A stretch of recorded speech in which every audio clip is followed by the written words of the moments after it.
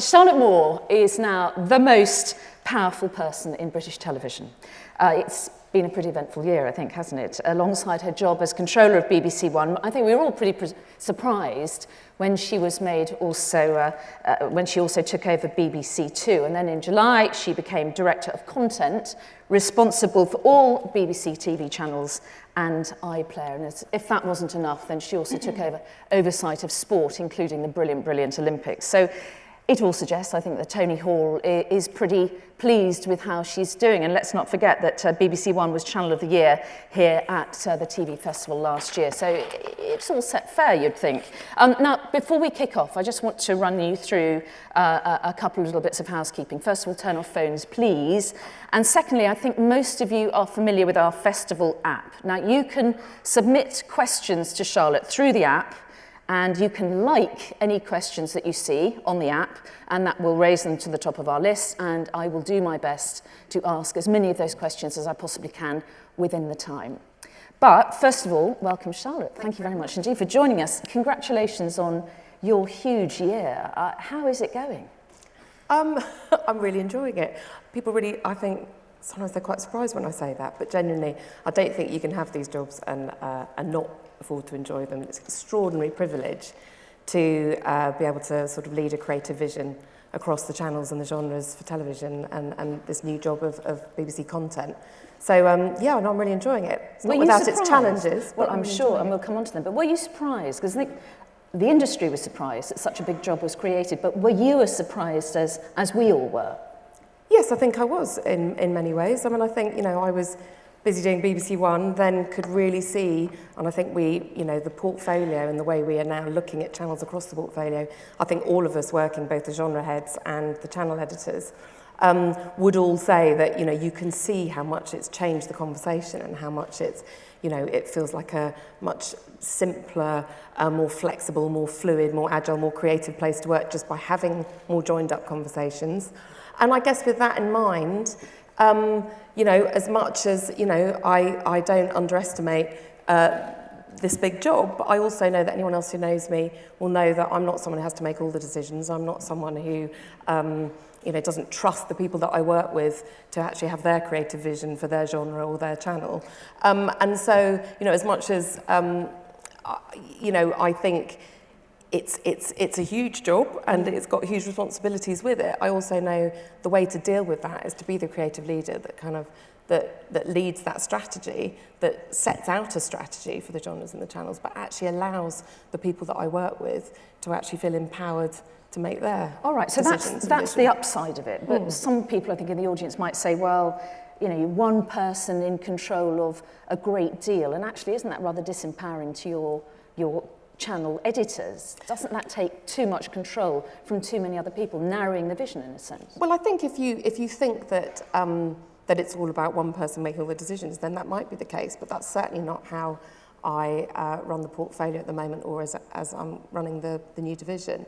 So if it was someone making all those decisions, if it was someone who was a micromanager, and if it was someone that thought they had to be across everything, then I think that would feel very narrowing, but it's not, so it's not like that. Do they have their own autonomy then? Absolutely. I mean, I work, you know, we'll work, as I say, you set a creative vision with a very clear purpose and a very clear focus, which I think for suppliers and for talent will be a much simpler and clearer way for everyone to work, and I hope much more flexible, which I think is what we've got to be and what we've got to do. But I think, you know, it'll be for the channels to the channel editors to make their own commissions for their channel. The thing that's different, I think, is that we all know who's commissioning what, and that, as I say, it's a very joined up strategy, and I think all the channel editors and the genre commissioners we are having already lots more conversations about who's doing what and why we're doing it, and should we be doing those subjects on two channels? If we are, let's do it in very different ways with different audiences in mind, etc. But isn't internal competition a good thing? And doesn't this, in a sense, do away with a lot of that internal competition? I don't think, in television, I think there's a lot of competition, and I think we're all very competitive people, and we're all very keen creatively to make the very best programmes. So I don't think that takes away from it. What I think it does is it allows everyone to work under a very clear sense of purpose and a very joined up way, which again, I think for suppliers and I think for talent, is only going to be a good thing.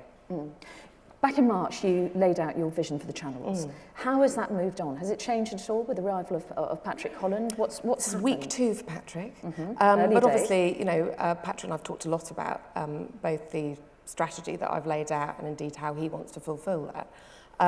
So, you know, of course it gives him a framework, and then of course the individual commissioning decisions and what, you know, he decides to commission will absolutely be for Patrick to lead on that. Meanwhile, you are very much in charge of BBC One. How do you, I mean, that's a full-time job in itself, so how do you have enough time? How is there enough Charlotte to go around to have this oversight of so many different things and also run the full-time job of BBC One, which is the main channel and has to be the most important, I think, doesn't it? again, if you think about the way the head of TV job used to run in the old way, you've got to remember it had studios sitting under Danny. You know, Danny looked after all of studios as well, all of production, as well as commissioning. So this job is very different. I think, you know, I'm a programme maker, I'm a creative at heart, so my role and the reason I'm in this job is to be that creative leader, to give that creative vision across the channels and the genres. I am very clear, and I think having done the BBC One job for 3.5 years now, probably more than that actually, I feel like, you know, I'm quite in touch with what I think the channel needs to do and where we need to go.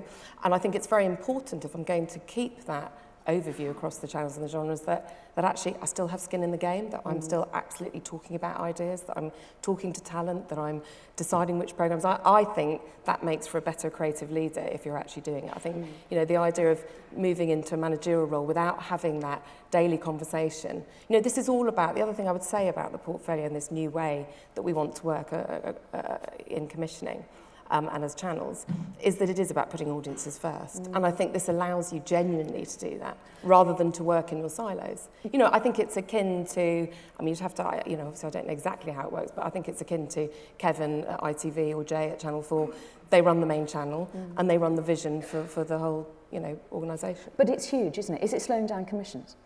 I think you'd have to ask the suppliers, but no, I don't think so. Because again, if you empower your commissioners to actually, you know, to commission, and we make quick decisions. And I think that quick decision making actually, I think, has been sped up by this way of running the channels. Can I just ask you? I don't think so. You're very much background in programme making, and you were saying you like to, you know, have the conversation. Is it difficult in some ways to pull yourself back from getting too involved? Don't you just long, don't you itch to get your hands on things more closely? Do you know what? I think when I ran as head of documentaries, I think you already had to take a step back. That was hundreds of hours.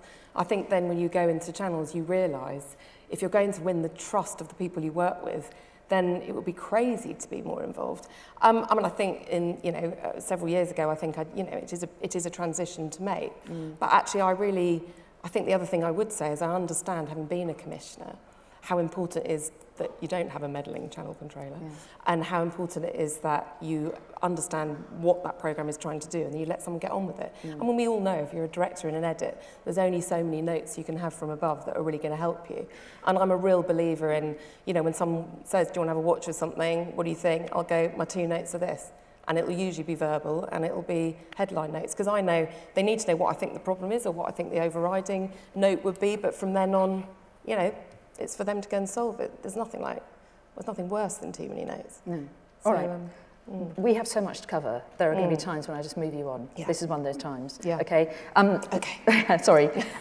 I want to completely focus on your role at BBC One. And how would you describe the state of the channel now? Look, I think we've had a really exceptional year, when I think that we're still in peak share. You know, it's the highest share it's been since 2008, you know, and these are challenging times. It hasn't been without its challenges. And I think that's fantastic to see. I think if you look at the quality, at the range of what we do, the ambition of what we're doing, I think, you know, I set out last year that, you know, I really wanted us to push the boundaries. I wanted to invest in innovation, and I really wanted to encourage everybody to come to, not to second guess what BBC One should be, but to come saying, let's push it even further in every genre. And I think when you look at the programmes we've had across every genre, I feel that we have done that. As I say, I think it is about the quality, the range, the ambition. I think if you look at that selection, for me, it's also about some of our best loved shows, or the audience's best loved shows like Strictly. It's the fact, you know, we won a BAFTA last year for Strictly. It's still a show that, that you know, is moving with the times, feels like it's still very in touch with its audience and never stands still. So I love the fact that those shows, you know, Bake Off in its 7th year, I thought last year's Bake Off with Nadia being crowned the winner of Bake Off was an extraordinary moment. Those national moments where everyone comes together for a show that actually was, you know, it's not an event that existed beyond television. It's an event that we have created very much with Love Productions. They have a fantastic team there, and I kind of go, that in itself, to feel that that's, you know, at the top of its game, it is, getting 14 it is at million. the top of its game, and it starts again tonight, and that's fantastic. 7th series. Very good. And final series? How close are you to losing Bake Off? Because the word was a while ago you might lose it. Look, I would never talk about negotiations publicly, but safe to say that, you know, Bake Off tonight, the first episode is absolutely fantastic. It is at the top of its game. It's really riveting. We've got a fantastic cast. My focus is absolutely on that series, and I can't wait for everyone to enjoy it. And it's that being able to bring a series back and know that you're growing it and you're moving it with the times and you're listening to your audience and you're loving it as much as the audience do, I think it's really important. You look at the other clips. Listen. You know, it was very sad to lose The Voice, but when The Voice went, it created creative headroom, and that's also what we're about. It's really difficult sometimes to decide which shows you're going to bring back and which you aren't. And when something moves on, you get on with it, and you get on with creating new shows. And of course, the other thing about those clips is The Night Manager, Giant Dinosaur, Peter Kay's Car Share. I think they all were new titles that spoke well above their, you know, expectation as being quite outstanding and very different, and to use that buzzword at the moment, but distinctive. I think they really did feel original. The idea that a comedy that would become this massive hit, obviously Peter Kay, fantastic talent, but all set in a car, is brilliant. The idea that we still do one-offs, so that Giant Dinosaur, you know, I mean, obviously we do the most fantastic series like The Hunt, we've got Planet Earth coming up, we do the Great Barrier Reef, but to spot a subject matter that really changes the way we think about dinosaurs from a fossil, and with David. And it is brilliant. It is absolutely and War and Peace, and as you say, The Night Manager, utterly brilliant. But they're actually not a great proportion of your overall outlay, are they? I mean, they are just a small part What you of mean, BBC you mean One. dramas, or you mean Yes, I'm looking some at of those dramas. titles? But, you know, for every War and Peace, every Night Manager, every Giant Dinosaur, you've got Homes Under the Hammer, some might say too much of that kind of generic channel filling, or is that a bit disparaging? Yeah, I think, you know, again, the audience love some of our long-running titles. I think Daytime, which obviously Homes Under the Hammer is under Daytime, I think Dan McAlpin's doing a fantastic job of creating new titles. I mean, only in the last few weeks we've had the Sister Rita series, we've had Matron, Medicine and Me, we've got Money for Nothing. I mean, I think bringing new talent into Daytime is of course what we have to do and what we want to do. You have to weigh that up though with creating value for money. And a lot of our long-running series like that are really good value for money. And it's only by creating shows that can be long-running and really good value for money that you've got money to invest in the new. And the new and the singles and the things that pop out, and the, you know, fantastic Jimmy McGovern moving on drama in Daytime. What a fantastic thing to be doing. The Coroner, another new drama in Daytime. I mean, you can't do these things if you don't find ways to make your money go further. And as long as those shows, as long as we look after those shows and we make sure that they do continue to feel very relevant to our audience, because that's what, you know, BBC One is about. It's got to be a channel that has its finger on the pulse. It's got to know when the audience is feeling tired of a show. It's got to know when the audience is saying, that doesn't feel like it's part of my world anymore. And that's what I mean about not second-guessing the BBC One that is now. For every year when I go, yes, we've had fantastic hits, the challenge to everyone is to go, right, so next year. Because it's not a channel that should be complacent or sit still. So when you look to next year, what needs improving? What are you going to concentrate on? It is, if I look at what we've achieved in the last year, as much as those are great achievements and I'm really pleased, I think it is to say, right, so what do we do the next year? It's in every genre to say, let's see what we feel has been working, but let's break out again and decide to take that to another stage. And I think if you look at some of the things that we're announcing today, Noughts and Crosses, which is the Mallory Blackman, you know, seminal kind of young adult novels, we're bringing that to the screen. Levi, who's written it with Matthew Graham. It's a fantastic adaptation.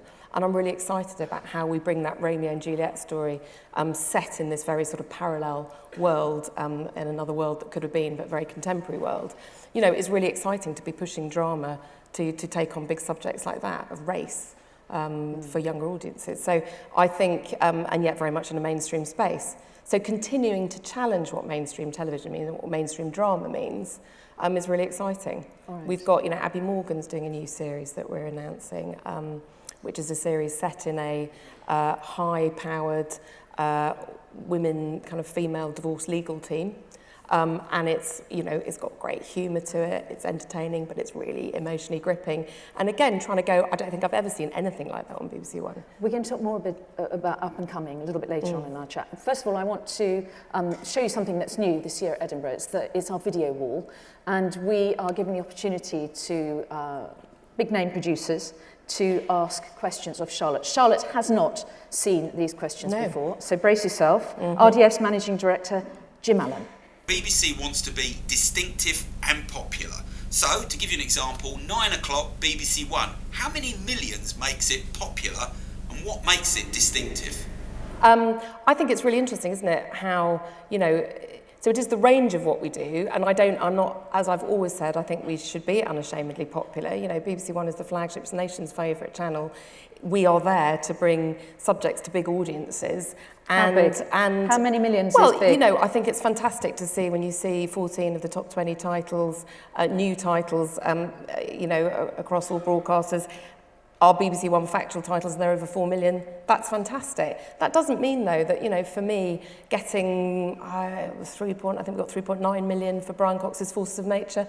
That's fantastic. Doing a series about cancer, which I think, again, you know, it's a difficult subject, you know, but unfortunately it's a subject that is common to all of our life experience. And I think it's really important to be able to tackle those subjects on BBC One. So was John Whittingdale wrong then when he criticised the BBC for lacking distinctiveness? Because this is something that was mentioned by the BBC Trust, first of all, wasn't it? So it didn't come out of the blue. Is he wrong? Are they wrong? Well, I believe that our audiences and Ofcom, they definitely think that we have become more distinctive in the last few years. I think when you look at the output, and that is when I think about the range of both factual titles of drama, comedy, entertainment that we do, whether it's, you know, we brought science with The Truth About, How to Stay Young, we've had popular, you know, Jim's very good series, Eat Well for Less, Shop Well for Less, we've reinvented feature series, which is really hard to do. Hugh's War on Waste, you know, another great title, I think. Yeah, I want to talk to you about that. We've done a mental health season. We've done a film about domestic violence called Behind Closed Doors. We did Abused.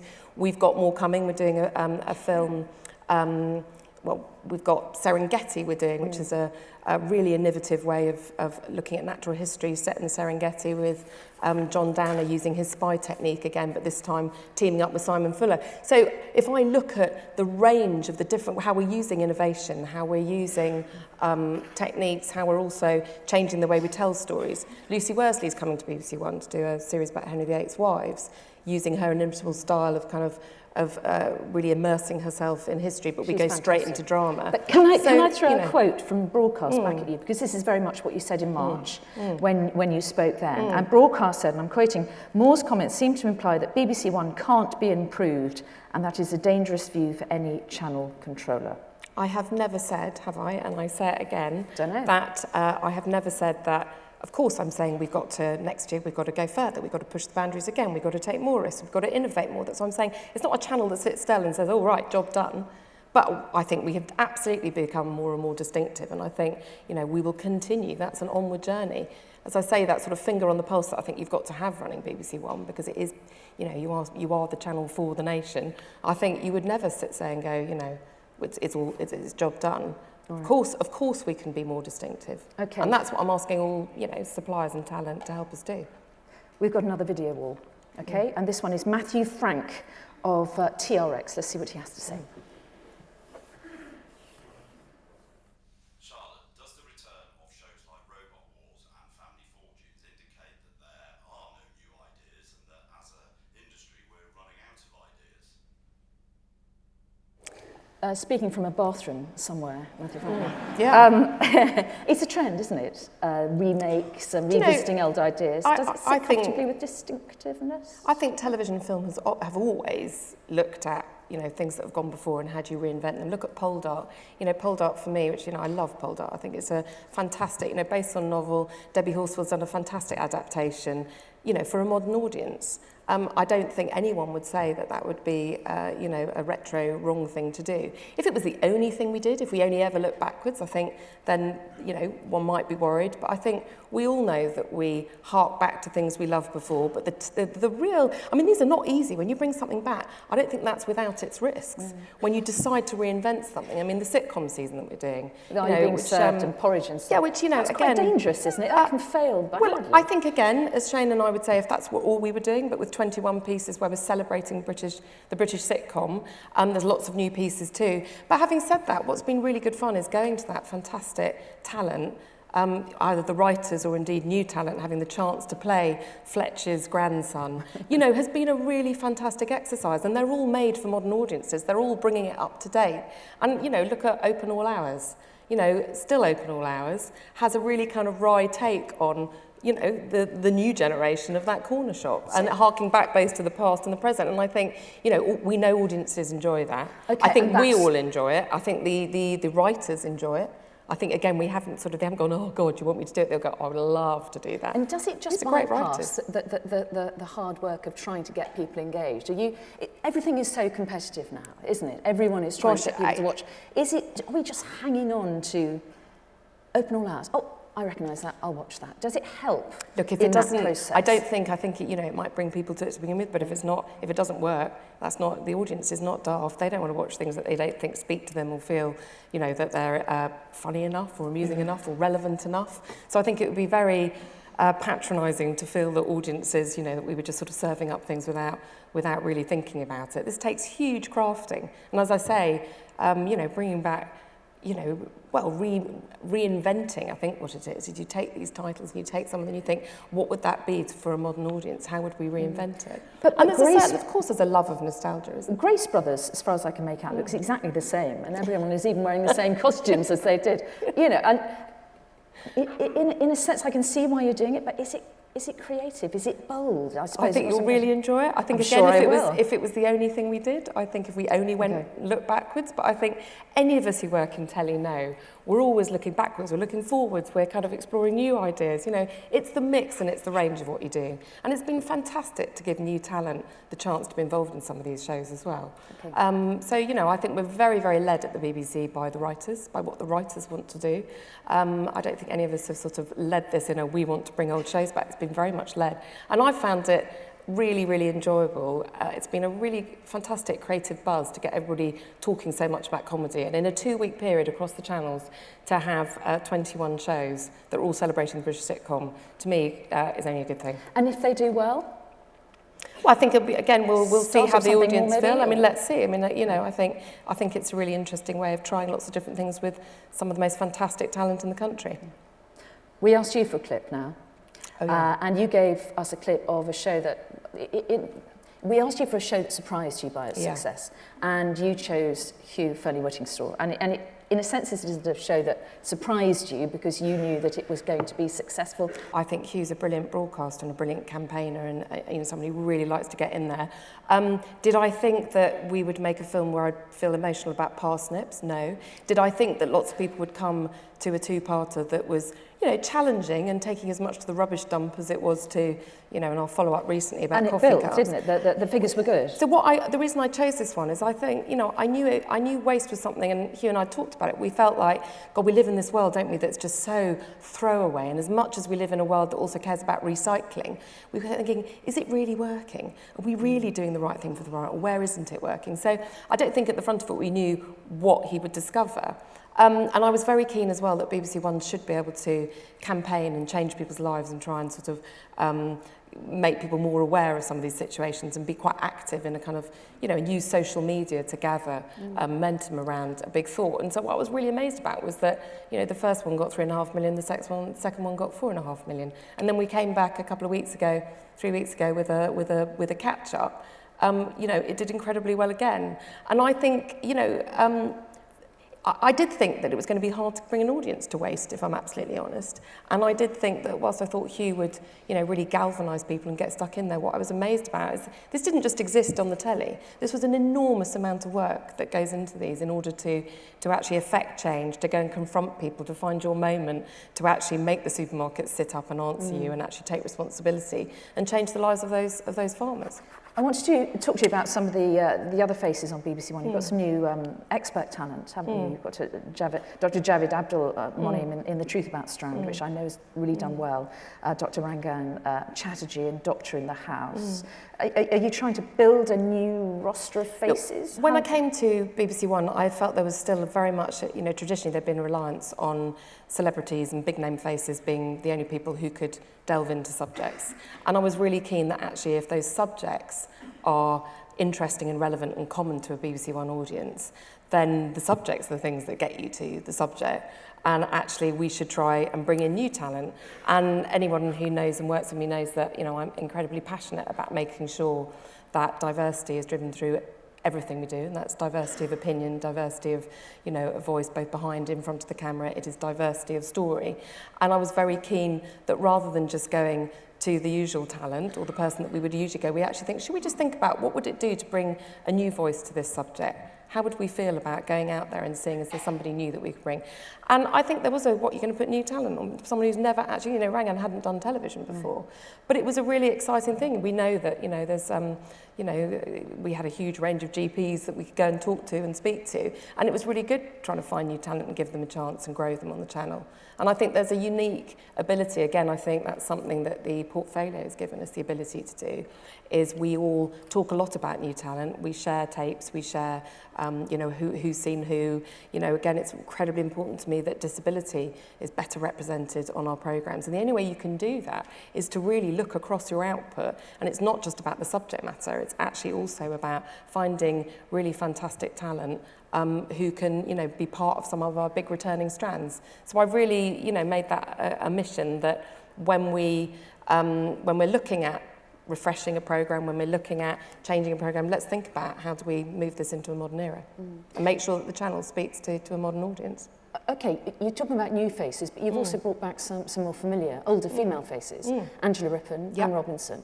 Is that a deliberate policy on your part to represent older women more fairly, perhaps? Well, you know, again, when I say diversity, I mean it in its absolutely broadest sense. And of course, that includes older women, it includes women, it includes, you know. So I think finding the best person for the job is, of course, what you're doing. I think Angela Rippon is a fantastic broadcaster. She's actually been on the channel for you know, for many years, doing all sorts of things. But I know her fascination and keen interest in health, you know, I knew was very, very genuine, and she really, really cares about these subjects. So I thought she was a fantastic person to do that. I think Anne Robinson, you know, is one of those people who her opinion, her very strong opinions and her particular authored voice, you know, I know our audience really enjoy. And again, giving her the freedom to go and explore areas that she's really interested in, and we've very much been led by Annie's own interests, is a really good place to start. So, you know, BBC One is a place where I think that range of talent, it is new, but it's also actually been, I've loved bringing Brian Cox and Gareth Malone to BBC One, and some people that I think have become huge faces for the BBC and have the ability to bring even bigger, broader audiences to really difficult subjects. I mean, I don't know how many of you watched Brian Cox's Forces of Nature, but, you know, it's essentially about physics. And just when you think you're grasping it, you think, yeah, God, I really get it. It's somehow kind of when you switch the telly off, you think, I better go back to iPlayer and catch that again. But it's amazing to have that on BBC One and to bring an audience to it. And it is brilliant. Now, talking of established faces and stars, you are coming under pressure, aren't you, to reveal what these people are paid, or some of them. And the white paper made this very clear, and the new charter is going to make it absolutely compulsory that you reveal the salaries of anyone earning over 450,000, as I understand it. Are you going to be able to cooperate with that? What is that going to mean? You know, look, I think we know that our audience really expect to have, you know, some of the best talent on BBC One. We know that, you know, licence fee payers absolutely want BBC One to have some of the most creative and best talent. Of course, we also know that we can't pay as much as other broadcasters. That is a reality. And of course, we don't pay as much as other broadcasters. So, you know, the challenge is, I think talent enjoy working with us because of the creative freedom, because of the range of what they can do, because they're speaking to such a big audience. But hang on a minute, the issue isn't that you don't pay them as much as other broadcasters. The issue is that some of them you may pay too much. And if you have to reveal who they are, Mark Thompson thinks that might undermine your ability to keep that talent or attract them. And I genuinely think that it's not in the interest of licence fee payers that we do reveal talent fees. I think it will only drive talent fees up. I don't think it is in the interest of licence fee payers. I think we're already very transparent about a lot at the BBC, but I think talent fees is a really difficult one. I just think the outcome of it could well be that talent fees go up rather than driving it down. How so? Because I think if everyone knows what everyone's paid, they'll go, well, if they're paid that, I want to be paid that. I mean, I think it is an incredibly complex, you know, situation. So, no, I don't think it is. But, you know, if the government and Ofcom regulate that we need to do that, then, you know, we will have to. And the press is very interested in what everyone gets paid. Yeah. But regulating that, you know, it's not always up to the BBC how much we pay someone. If they work for an indie and it's a production company, I don't know what the deal is. So it's a difficult, complex area. Certainly is. Okay. Should we move on now to what people here I think are most interested in many senses, how to win a commission from you. And if anyone, by the way, has any specific questions, put them onto the festival app, and I will be coming to them in just a minute, I promise. For anyone watching out here today, how important are tasters to you? Well, it was interesting when you said to me, will you find a taster tape? And I thought, actually, I don't think I ask for many taster tapes. And I think, again, obviously there are some genres in which taster tape wouldn't really work anyway. So it is particularly in the factual area. But I think, whilst it's, you know, this was a subject which they came to us with in the first place and said, look, we're really interested, we've heard about these teams, are you interested? And I said, well, I can see where there's that minute detail of those 72 hours could be incredibly dramatic. So I'm really interested. So why don't you go and see, does it really play out? Because often a taster tape is actually to try and eke out, does what you think happens on paper when you read about it, is that really going to be something you can film? And Blast are an extremely, you know, brilliant company, and we work with them a lot. They absolutely understood what I mean, that it's one thing selling it on paper. So they went off to prove that, and then, you know, came back, and obviously that's just a small part of the taster tape, but it gave us a real inclination about, you know, what the series would be. However, what I would say, and the reason I say I don't think taster tapes, for me, I mean, I'm not saying they don't play a part in the TV landscape, but I do think a good TV taster tape doesn't always make a good series, so you have to be incredibly careful it's not all beautifully packaged. I also think, kind of, if we are going to promise indies and suppliers that we're going to kind of be more flexible, work quicker, make better decisions, I think sometimes what we ask of people in a taster tape is literally, can you go and pretty much make the film before you get the commission? And I think I know as a filmmaker, you know, you really have to say to yourself, is that really, how likely am I going to be to get it, to be able to put the time in that would give you the proper taster tape? Or am I going to make a taster tape that gives you a flavour but isn't really proving the concept? Okay. So I think having that dialogue and that conversation, for me, is more important.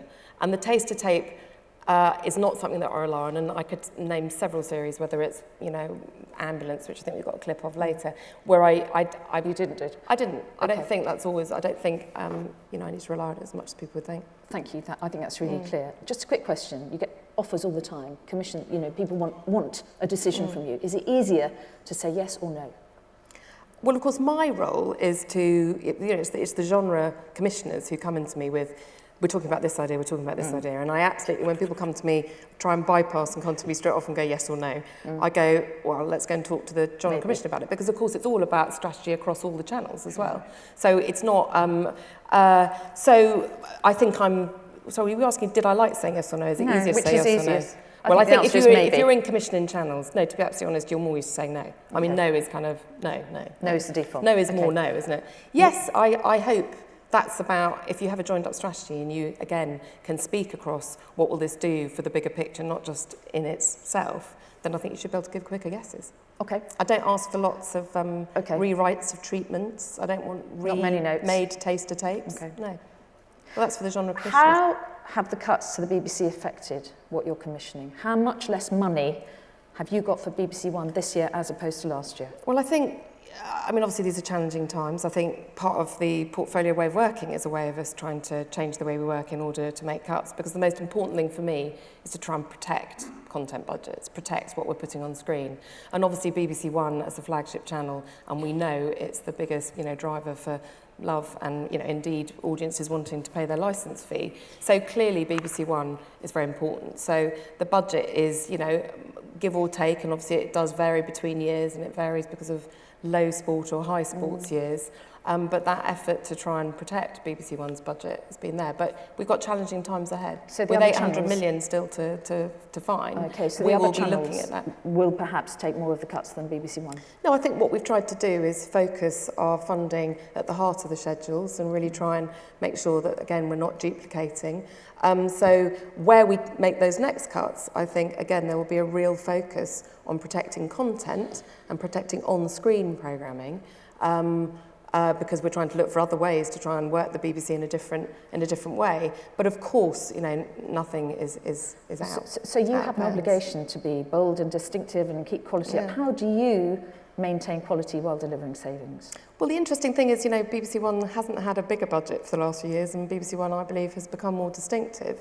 And that's partly about how we use our money, how we prioritise our money, that difference between the lower budget films and how perhaps those are, can be higher quantity, but it's also about some of the co-production deals we've been able to do. Yes. And again, we're in a fantastic era for drama where we're lucky enough that people want to do co-productions, and I think that's because we're in a global area of drama where for the first time, we can watch American shows and Americans want Brits in their shows, and they want to watch British shows. So I think that global coming together has actually been a real advantage and made our money go further. Okay, question from the app now. Yeah. Okay. How's a Gary Barlow talent show boundary pushing? What's replacing The Voice on Saturday night? Yeah. Is it distinctive? Is it bold? Look, as I've always said, one of the remits of BBC One is to be popular and to have fantastic entertainment shows. We've had Strictly, we had The Voice, we've had Michael McIntyre's big show. I think Gary Barlow, fantastic talent. I love the new idea. I think it's full of joy and fun, and it's a search for a boy band that will then appear in a West End theatre. So it's an absolutely real outcome that there'll be this new musical, and we've got it. So it's not just about singing; it's about dance. It's about same format, the though, charisma. isn't it? Well, I think it's. I think the very fact it's taking something that we have done before with the Andrew Lloyd Webber series, and it's absolutely reinventing it with Gary Barlow at its heart. So inevitably, it will feel very different.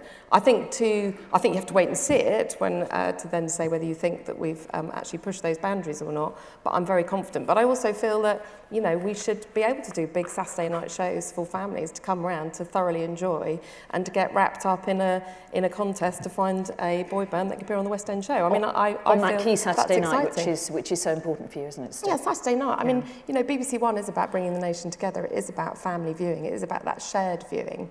And I think entertainment's an enormous part of that. I mean, the feeling you get around Bake Off and Strictly and some of our big shows that people want to all sit together to watch, and the Olympics. I mean, it spreads beyond, it's to sport, it's to entertainment. But I think entertainment is an incredibly important part of what we do.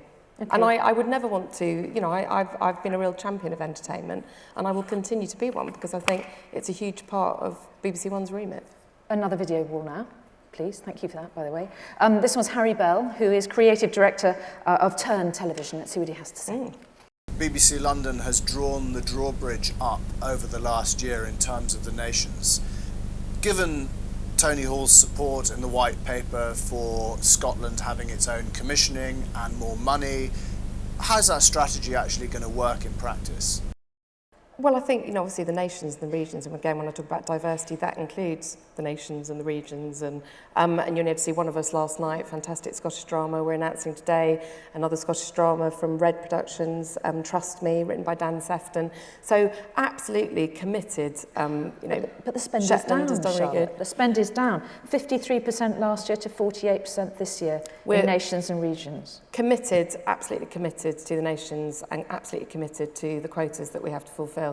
I don't think anyone would say that they're not challenging, and what I'm most committed to do is to make sure that we're not just doing it to tick a box, and that actually what we're doing is we are encouraging and helping to grow proper, sustainable, creative bases in all of the nations and the regions. It's really important that these aren't just things that when you cancel a commission, it all disappears. But the indies who are out here today and beyond, they are really feeling the pain because of these cuts, aren't they? Well, I think, the ambition is there and the commitment is there, and it's across all the genres, whether that's entertainment. We do a lot of entertainment from Scotland. Mrs. Brown's Boys we do in Scotland. There's a real commitment to the nations. We do a lot with Northern Ireland, do a lot with Wales. So I can't impress enough how important that is. It's actually, driven into our quotas and what we have to fulfil.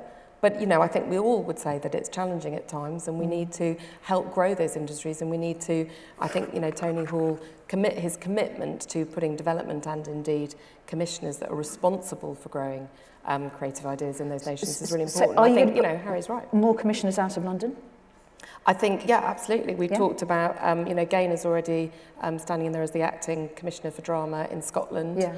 Obviously, with the split with studios and commissioning, we are going through change at the moment. So in different genres, decisions about who is responsible for which area is very much in flux at the moment. But absolutely. Okay. Look, we've got those quotas to fulfill, and they are very real, and we want to fulfill them. I've got more figures there, okay? Network spend, 87.3 million last year, 65.7 million this year, less spent on Scottish-produced content. It's almost 22 million less. Only 55% of licence fee raised in Scotland is spent in Scotland. Are those troubling figures? Is that just life? No, I think we have to grow the sustainable bases in order to get those figures to where they need to be. They've got to feel like they are vibrant, creative bases that can, bring enough work. And as I say, I think there's no point doing it without the real intent that in 5 years' time we sit here and go, these are proper creative forces in the industry. And the way we have to do that is to be very responsible about it and think about it in the long term, not the short term, just to make those figures look better. I've got another question from the app here. How will you make sure that all parties have fair access to pitch for shows and that BBC studios will not be favoured over and above others? You mean with the guarantee going, and you mean with... Yes. I mean, if you work in commissioning and if you work on channels, our absolute priority is to get the best shows on air. Okay. And it's to be driven by the best creative decisions, and where those come from. Actually, fulfilling the nation's quota is something that we will absolutely do, because that is still something that we're absolutely accountable on that spend. But without a guarantee, we're looking for the best ideas. Yeah, all right. Another video wall now. This is Jazz Gowans, who's co-managing director of Transparent Television. Let's have a look.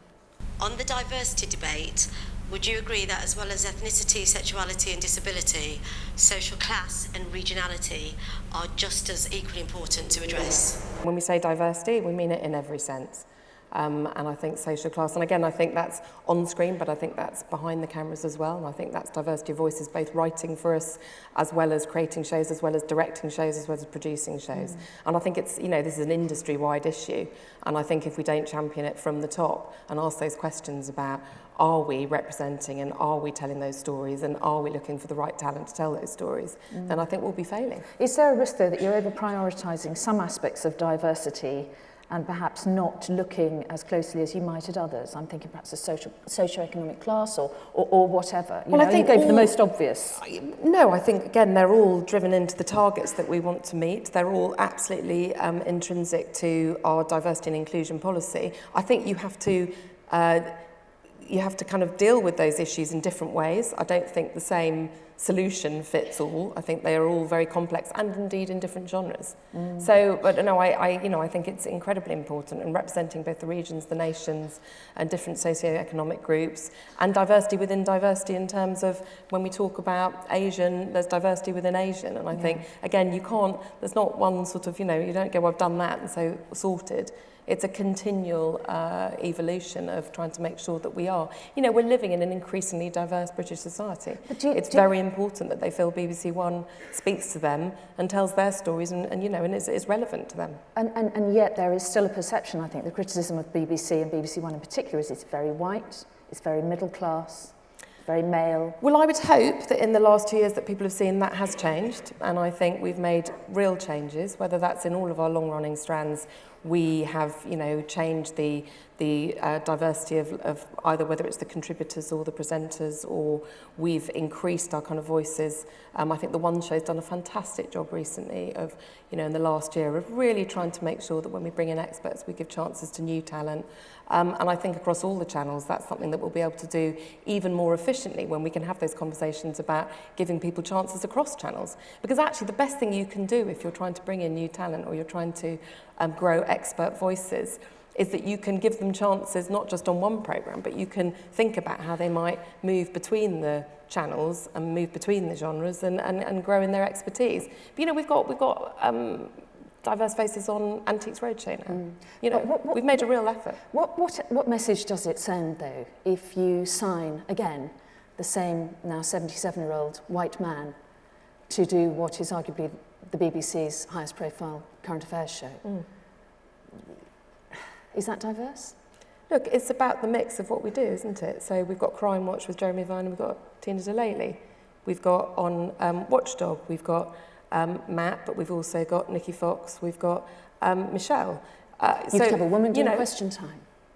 Look, of course, on all of these, you've got to find the best person for the job. I mean, no one would want it to be changing people just because of you're putting a new diverse face in. You absolutely have to find the best person for the job, and you have to find the right moment to make those changes to your channel.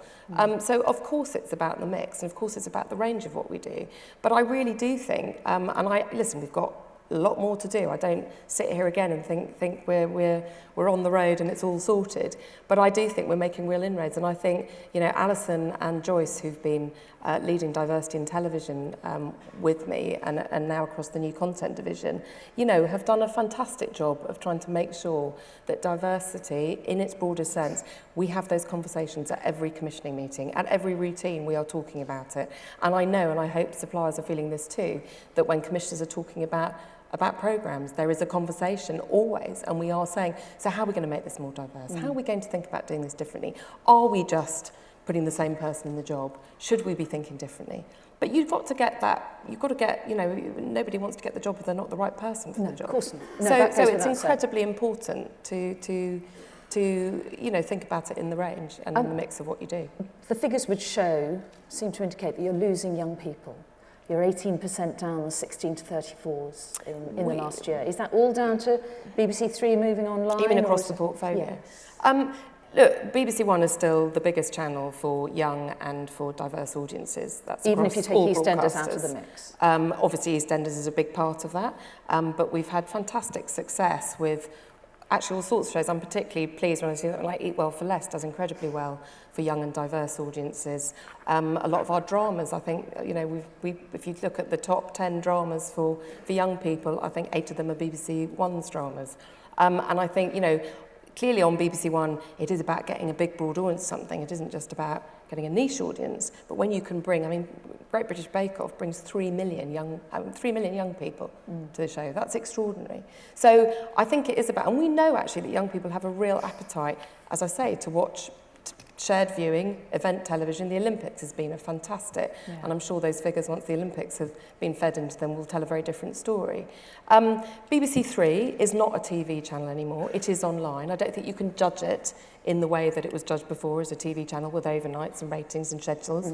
The whole point of BBC Three going online is a real digital innovation. It's risky, but we really think the BBC has to engage in a digital world where we know, it's very hard to cut through. But I'm really pleased to see that BBC Three, and let's face it, it's a long journey. It's only, 6 months in. It's not, again, it's the start of a long journey.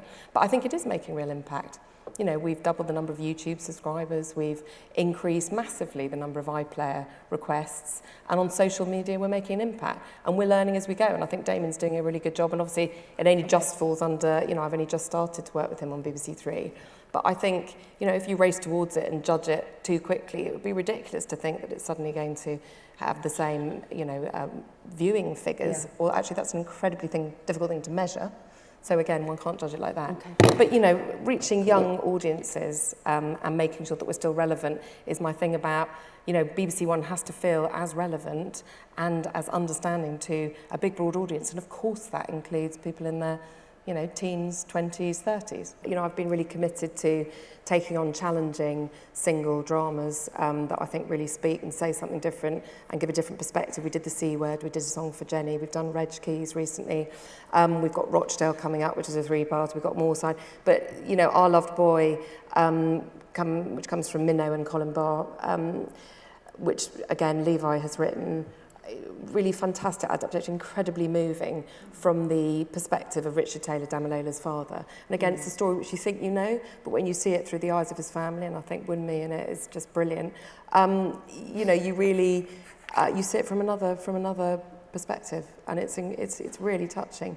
Then the ambulance series, again, you know, this was, London Ambulances went into special measures and Dragonfly got extraordinary access to film in the control room and film that incredibly difficult decision when you haven't got enough ambulances, who do you send it to? So it's utterly gripping, but speaks to a very contemporary, relevant theme. And Apple Tree Yard, I don't think we've done anything like that before on BBC One. Okay. It's really cut through. It all looks fantastic. We're almost out of time. Almost out of time. You have an extraordinarily difficult job. No one's done this job before. You've got to play to the heartland. You've got to attract a younger audience. You've got to satisfy the reputational side. You've got the white paper, you've got the charter renewal coming, all of it on less money, and with the nation's press and beyond all watching. How do you sleep at night? Well, do you sleep at night? No, do you know what? You know, I think if I didn't have such a fantastic team around me, I think if I didn't love the commissioning team that I work with and the scheduling team and the channel teams, if I didn't really feel that we're all in it together, I think if I thought it was all my responsibility and I was sitting there all alone worrying about all these things, then I think, you know, that would be tough. Do you worry? Listen, you know, when you say it like that, I kind of go, yeah, bring it on, because I think, you know, I really care about the BBC. I think being a custodian of the BBC at this very challenging time is a huge responsibility, but I also find it incredibly exciting.